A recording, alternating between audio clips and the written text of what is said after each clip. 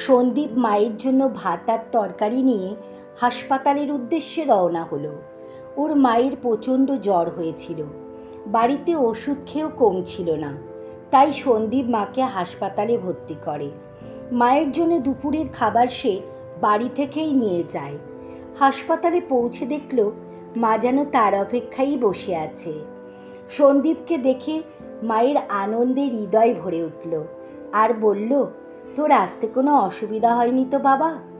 রান্নাটা কি তুই করে আনলি? সন্দীপ বলল, এত প্রশ্ন করো না, আগে খেয়ে নাও, আমি তোমাকে খাইয়ে দিচ্ছি।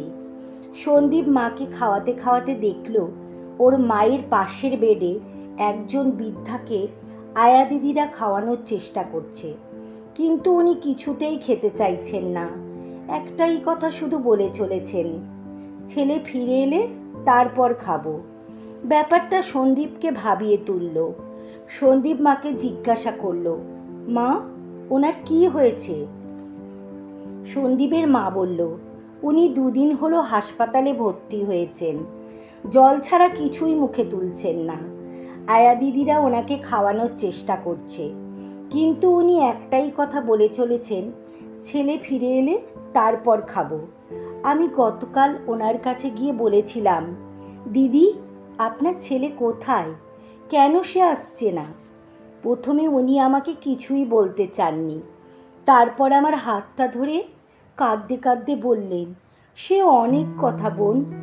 আমি বললাম, যদি আপনার আপত্তি না থাকে তাহলে আমাকে বলতে পারেন, আপনার মনটা হালকা হবে। উনি বললেন, আমার বাড়ি বর্ধমানে, ওখানে আমি আর আমার ছেলে বৌমা থাকতাম। যখন ছেলের 5 বছর বয়স ওর বাবা মারা যায়। আমি অনেক কষ্টে ছেলেকে পড়াশোনা শেখাই, তারপরও ভালো চাকরিও পায়, নিজেই পছন্দ করে বিয়ে করে। প্রথম বৌমা আমাকে খুবই যত্ন করত, কিন্তু যত দিন যাচ্ছিল আমাকে সহ্য করতে পারত না। 1 কাপ চা চাইলেও দিতে চাইতো না। জানো বোন, আমি তো মা, তাই যদি আমি ছেলের জন্য কোনো পছন্দের খাবার তৈরি করতে যেতাম, তখন আমাকে রান্নাঘর থেকে বের করে দিত আর বলতো, এটা আমার রান্নাঘর, আপনি ঢুকবেন না। আমি তখন বললাম, আপনি ছেলেকে কিছু বলতেন না? যদি আমি ছেলেকে বলতে যেতাম, ছেলে বলতো, মা, একটু মানিয়ে নাও, দেখো পরে ঠিক হয়ে যাবে। ছেলের সুখের জন্য আমি সব মানিয়ে নিয়েছিলাম, তবুও বৌমা আমাকে সহ্য করতে পারতো না। কিন্তু দিদি, আমি বুঝতে পারছি না, আপনার বাড়ি বর্ধমানে, কিন্তু আপনি শিলিগুড়ি হাসপাতালে ভর্তি হলেন কিভাবে?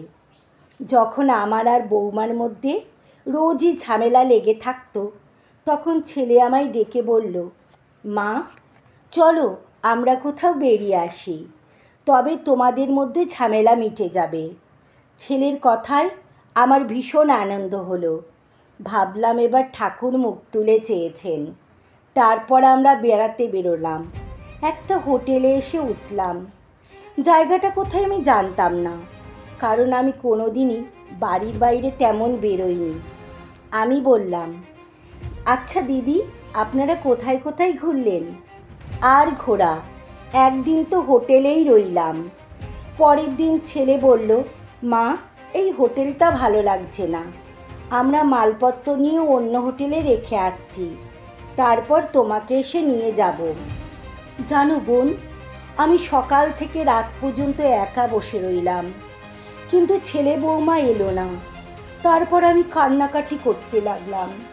হোটেলের মালিক এসে আমাকে সান্ত্বনা দিয়ে বলল, আমি আপনার ছেলের খোঁজ খবর নিচ্ছি, কিন্তু ছেলে যে ফোন নাম্বার দিয়েছিল সেই নাম্বারটা ছিল ভুল, তাই ছেলের কোনো খবর পাওয়া গেল না। আমি বললাম, তারপর কি হলো দিদি? তারপর কি করব ভেবে আমি অসুস্থ হয়ে পড়লাম। হোটেলের মালিক আমাকে পুলিশের হাতে তুলে দিল। পুলিশের লোকেরা এই হাসপাতালে এনে আমাকে ভর্তি করলো। সবই তো শুনলে বোন, এখন আমার কি হবে? ছেলে কি সত্যিই ফিরে আসবে? আমি মিথ্যা সান্ত্বনা দিয়ে বললাম, সব ঠিক হয়ে যাবে, আপনি চিন্তা করবেন না। এই ঘটনা শুনে সন্দীপের মোড় ভারাক্রান্ত হয়ে গেল। এমন সময় নাচ দিদি এসে বলল, 12টা বেজে গেছে, বাড়ির লোকেরা চলে যান। সন্দীপ তাড়াতাড়ি হাসপাতাল থেকে বেরিয়ে যায়। এর 3 দিন পর সন্দীপের মায়ের ছুটি হয়। সে মাকে হাসপাতাল থেকে নিতে আসে। সেখানে এসে দেখে সেই বৃদ্ধার স্যালাইন চলছে। তার উঠে বসার কোনো ক্ষমতা নেই, শুধু মুখে কি যেন বলে চলেছে। সন্দীপ কিছুক্ষণ বৃদ্ধার দিকে তাকিয়ে দাঁড়িয়ে রইল।